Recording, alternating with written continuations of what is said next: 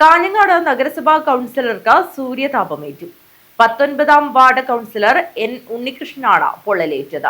തൃക്കരിപ്പൂരിൽ 8 വയസ്സുകാരനും സൂര്യതാപമേറ്റു. വിദ്യാർത്ഥിയായ ഇഷാനാണ് കഴുത്തിന് പൊള്ളലേറ്റത്. വീടിന് സമീപത്തെ ക്ഷേത്രോത്സവത്തിനിടെയാണ് പൊള്ളലേറ്റത്. കാഞ്ഞങ്ങാട് നഗരസഭ 19-ാം വാർഡ് കൗൺസിലർ എൻ ഉണ്ണികൃഷ്ണനാണ് പൊള്ളലേറ്റത്. കാഞ്ഞങ്ങാട് നഗരത്തിൽ ഇരുചക്ര വാഹനത്തിൽ സഞ്ചരിക്കവെയാണ് സൂര്യതാപമേറ്റെന്ന് സംശയിക്കുന്നത്. പൊതുപരിപാടിയിൽ പങ്കെടുത്ത് മടങ്ങവെയാണ് കഴുത്തിന് താഴെയായി ദേഹത്ത് മുന്നിലും പിന്നിലും പൊള്ളലേറ്റത്.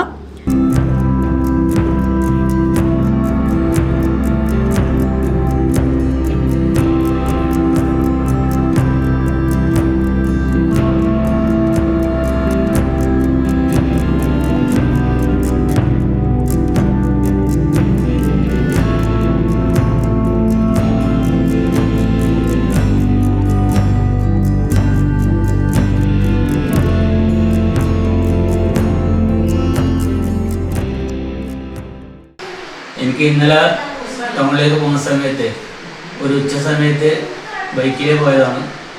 പൊള്ളലേൽക്കുകയും പിന്നീട് നോക്കുമ്പോൾ വളരെ കാഠിന്യത്തിൽ പൊള്ളലേൽക്കുകയുണ്ടായി.